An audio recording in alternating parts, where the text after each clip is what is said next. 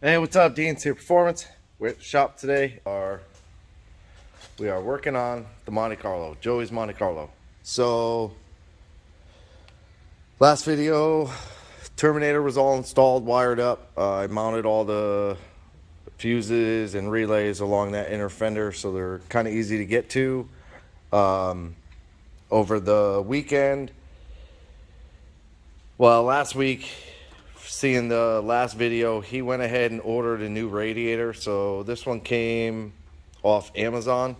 I don't remember the brand, but it came with a shroud and dual fans, so that's pretty cool. Came pretty complete. It was pretty close to fitting, but it didn't quite fit. I had to trim off the edge here. It was like a hump that came out. Same on the other side, but it fits down in there. I got the upper transmission line on. I need one fitting for the lower. I have this line here is the lower fitting. It's on the transmission. I just have to cut it. I have a 45 coming for that. I got the steam vent hooked up. The overflow tank is hooked up. I have to find a clip because that one down in there, that one on the tank there is actually broke, so it doesn't hold the bolt. I could nut and bolt it. I may actually do that. It might be a little bit easier than trying to find a bolt for it or find a clip for it. I also went ahead. I had this lower. I had a bunch of pieces left from another one we did. Hold on. Another one we did, so I took those and put it on here. This is like a silicone coupler with some T-bolts, and then that's a piece off a new radiator hose, again with T-bolts. Put that in. I ordered this hose off of Amazon. It's like a 48-inch hose, and I kind of styled it kind of the way a factory hose would be, and then I used the covers so it's a little bit nicer up here. Serpentine belts on. I think that was on before. Put all the plug wires on it. They all fit pretty good, minus that one right there is just barely touching the header.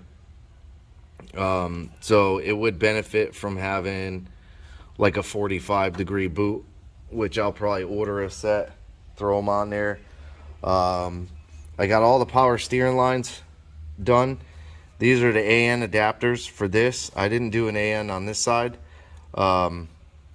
These would not come out. I literally had to break this line off and then use a socket with a 1/2-inch breaker bar to get it out. So I didn't want to have to go through that on this side. This is the return. So I did like the compression fittings. I cut the little bubble off that like holds the hose and the clamp from falling off and put the compression fitting on there. Same on this side, off the pump, compression fitting, and then did a 180 going down under the pump. Same with this. I did a short turn 90, I think this is called, where the bottom is a female and then it swivels here and then it has the male up here. So it kept it cleaner, you know, than the factory hose. The factory hose like comes up and goes all over the place. It's crazy. So we did that. Yeah, I got the fuel all sorted out. I got the fuel lines all done. I gotta hook up a few vacuum lines. I don't know what this one's for here. It goes in the cab, so I have to, in the cabin, I have to crawl under there and kind of look what it goes to. It's under the dash somewhere. And then I have that one, which of course is like broken, but I could pull it off of that connector and run a rubber vacuum line underneath behind everything. I got most everything all loomed up. I'll have to cut a T into the brake booster hose, probably cut one in back here, and then once I figure out what this hose here is for, which of course is like pinch behind everything. Once I figure out what this hose is for, then I'll know if I need 2 T's or 1 T there. But yeah, I got all the power ran over. So the main battery cables that come off the harness are here. There's 12-volt ignition and a battery here. Then over here, this is another battery that goes down to the, this is the main harness. This is the transmission harness. So the 12-volt ignition is triggered off what used to be the coil wire to the distributor. And then the two battery feeds are straight over to the battery right there. I have a couple of wires here that most likely will not get used. This is the washer pump, which probably doesn't go that way. Probably goes somewhere over here. Another hose going down. I don't know where it goes. Oh, it goes to that side. Oh, this is off the tank. Somewhere. This comes off the tank somewhere. This is the feed off the tank. Not sure where it goes. Oh, it went here. So that's broke off. Maybe we could find a new cap at the parts store or something like that. Put that on.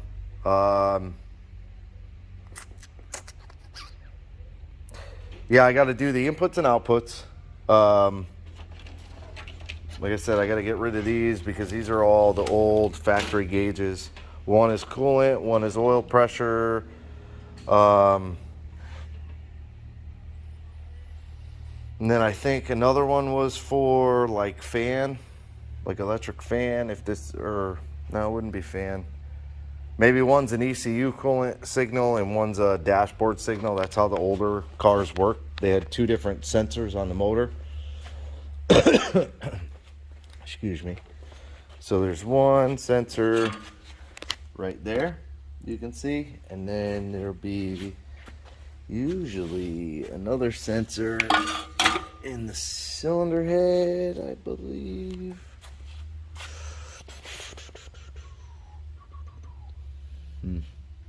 Yeah, there was another sensor there. You can see the opening. I think I stole this one. I may have stole that sensor for the old pickup. Let me see. Let me see. I believe I did, because that's kind of the one wire ohm style sensor. Yeah, I did. Jeez, what a schmuck. You can see it right there with the green wire to it. So I stole that sensor. That's terrible. Sorry, Joey. I did updated the firmware and everything on the ECU. I loaded in a bass tune that I kind of came up with for the cam. This has a pretty good cam in it. And then, you know, I got kind of eager and I wanted to see. I sent him a picture, sent Joey a picture of the laptop, like the gauge display in the Holley software, showing the coolant temp sensor, throttle position, all that stuff, to kind of say, hey, it's all wired up. And then Saturday afternoon, right before I left, I plugged the dash in, turned the key on, it lit up, did the Holley across the screen, and then went black. So I spent a good amount of time on the phone with them, trying to sort through what the possible chances of what's wrong with it, and ended up having to send it in. But the good thing about Holley, I talked to them, they walked me through everything, and then immediately sent me a UPS label to send the screen in, and they are going to repair or replace the screen, one or the other. I'd imagine they could repair it. Like, it probably just needs to be like flashed or something like that, like maybe the firmware wasn't on it or something like that, who knows. But I don't think it's a big issue. I honestly think it's something minor, and that's kind of what the guy said. He's been there for a long time, and him personally, he's never had a screen that was returned, never had a screen that did this black thing. So we both agreed it's probably just something stupid, no big deal. But once I get that back, I could put it back in the bezels right there. You can see the hole for it. Or you can't, whatever. It's there. It's right there. You can see that. That's the bezel. And then you see the input-output harness, the additional input-output harness. So once I get the screen back, I'll put the input-output harness back in it. And then the plug for the turn signals, blinkers, turn signals, hazards, all that stuff. I'll put that on there. And then I just have to go through and like set those up on the screen to where it shows left turn, right turn. Have to wire the fans. I already set the fuel pressure. I have to wire the AC. I have to build the AC hoses. I also have to put the condenser compressor on it. And I have to buy the high side hose for the car. It didn't have it on there. So I believe this one goes from here all the way across to the condenser. And then the lower one goes to the compressor. And then I have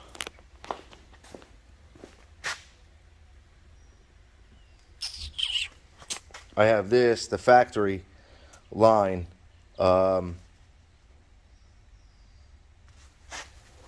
Which somebody already cut. Well, maybe not. But I can use